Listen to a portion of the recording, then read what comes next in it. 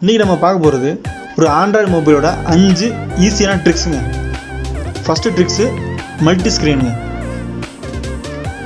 இப்போ யூடியூப் பார்த்துட்டு இருக்கும்போது உங்களுக்கு சம் ப்ராப்ளம் வாட்ஸ்அப் யூஸ் பண்ணணும் அப்படின்னா இந்த ரீசன் பட்டனை லாங் ப்ரெஸ் பண்ணுங்கள்.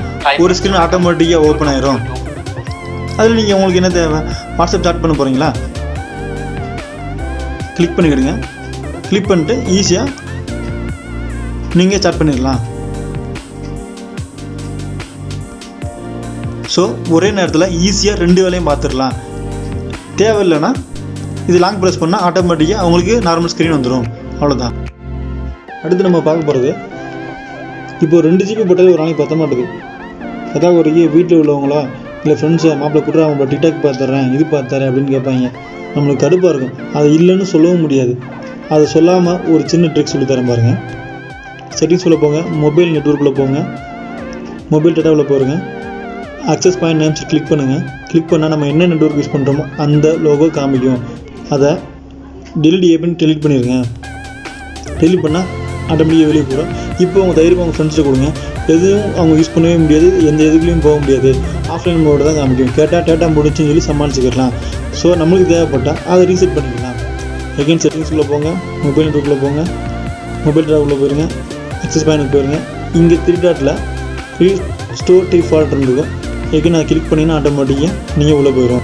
ஸோ ப்ரௌசிங்கில் போய்க்கலாம். So simple. இந்த ட்ரிக் இன்னமும் சூப்பராக இருக்குங்க. நிறைய பேருக்கு இது தெரியாது. ஒன்றும் இல்லை, யாருக்காச்சும் நீங்கள் ஃபோன் பண்ணோம் அப்படின்னா போயிட்டு கான்டாக்டில் போயிட்டு நேமை சர்ச் பண்ணிகிட்டு இருப்பீங்க. இனிமேல் அது தேவையில்லை. டெய்லி போய்ட்டு போயிருங்க. யார் எந்த நேம் ஓரியன்டாக சர்ச் பண்ணுறீங்களோ, இப்போ 4னா G, அதில் HI எல்லாமே சேர்ந்து வந்துடும். 5 கிளிக் பண்ணிக்கலாம், JKL எல்லாமே ஓரியன்டாக வந்துடும். So simple. இதை வச்சு நம்ம ஈஸியாக எல்லாமே சர்ச் பண்ணிடலாங்க. 4வது பார்க்க போகிற ட்ரிக்ஸு ஸ்க்ரீன்ஷாட்டு. நிறைய பேர்த்துக்கு பட்டன் மாற்றி அழுத்தி டயர்டாகிடுவீங்க. ஸோ இது சிம்பிளாக சொல்லித்தரேன். ஒன்றும் இல்லை, செட்டிங்ஸ் உள்ள போங்க, அசஸ்பிலிட்டி ஃபியூச்சர்னு இருக்கும், உள்ளே போயிருங்க. உள்ளே போயிட்டு மோஷன் கண்ட்ரோல்னு இருக்கும், கிளிக் பண்ணுங்கள். கிளிக் பண்ணிவிட்டு ஃபிங்கர் பிரிண்ட் சென்சர்னு இருக்கும், கிளிக் பண்ணுங்கள். இது டிசேபிள் இருக்கும், இது எனபிள் பண்ணிக்கிறீங்க. எனபிள் பண்ணிவிட்டு அப்படி 3 வரல மட்டும் ஸ்வைப் பண்ணுங்கள், ஸ்க்ரீன்ஷாட் ஆயிரும். So simple. இப்போ இருக்கிற காலகட்டத்தில் எல்லாமே ஆண்ட்ராய்டு மொபைல் மூலியமாகவோ இல்லை கம்ப்யூட்டர் மூலியமாகவோ ப்ரௌசிங் பண்ணி தான் படிக்க ஆரம்பிக்கிறாங்க. அதில் தான் புது கண்டென்ட் கிடைக்கும் அப்படின்னு சொல்லிட்டு அதை சூஸ் பண்ணி படிக்க ஆரம்பிக்கிறாங்க. அப்படி சூஸ் பண்ணும்போது நம்மளுக்கு லாங்குவேஜ் ப்ராப்ளம் ஏதாச்சும் ஒன்று இருந்தாலும், ஏதோ ஹிந்திலேருந்து நம்ம தமிழுக்கு ட்ரான்ஸ்ஃபர் பண்ணுவோம், இல்லைனா இங்கிலீஷ்லேருந்து தமிழுக்கு ட்ரான்ஸ்ஃபர் பண்ணுவோம். ஈஸியாக இதை பயன்படுத்தி பண்ணிக்கலாம்.